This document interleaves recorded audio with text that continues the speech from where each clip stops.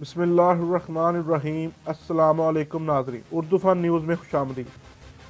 NAB راولپنڈ نے secretary general نون league Ahsan Iqbal کو گرفتار کر لیا۔ احسن اقبال کو نیب نے آج انکوائری کے لیے طلب کیا تھا۔ احسن اقبال کو Narowal sport city corruption scandal میں گرفتار کیا گیا۔ ذرائع نیب۔ ناظرین، خبر کی تفصیلات پہ جانے سے پہلے چینل کو سبسکرائب کر لیں اور ساتھ دیے گئے بیل آئیکن کو بھی پریس کر لیں۔ نیب راولپنڈی نے مسلم لیگ نون کے جنرل سیکرٹری احسن اقبال کو گرفتار کر لیا۔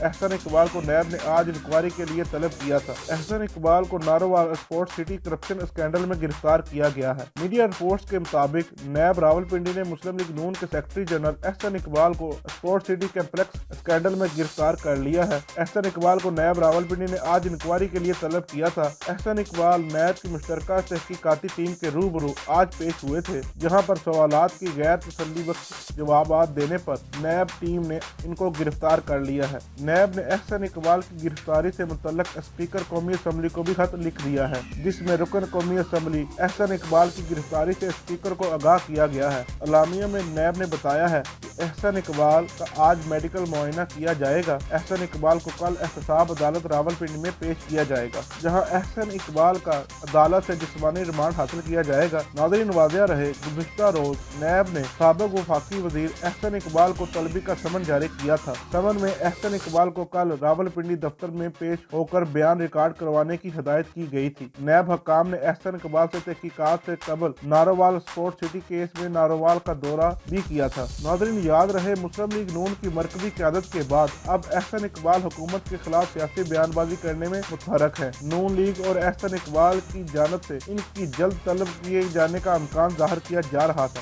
انہوں نے گزشتہ روز بھی اپنے بیان میں کہا کہ نیب کے سیاسی مقاصد کا سب کو معلوم ہو چکا ہے۔ نیب نے میرے خلاف کیس بنایا ہے، پر میں بالکل ضمانت نہیں کراؤں گا، بلکہ نیب کے جھوٹ کو بے نقاب کروں گا۔ انہوں نے کہا، نارووال میں اسپورٹ سٹی منصوبہ پیپلز پارٹی کے دور میں منظور ہوا تھا۔ کیا نارووال ہندوستان یا اسرائیل میں ہے؟ وہاں کے لوگ ٹیکس نہیں دیتے؟ میری نگرانی میں سی پیک کے 28 ارب ڈالر کے منصوبے منظور ہوئے۔ میں نیب اور خفیہ اداروں کو چیلنج دیتا ہوں کہ ثابت کر دیں کہ میں نے 1 روپے کا بھی مفاد لیا ہو۔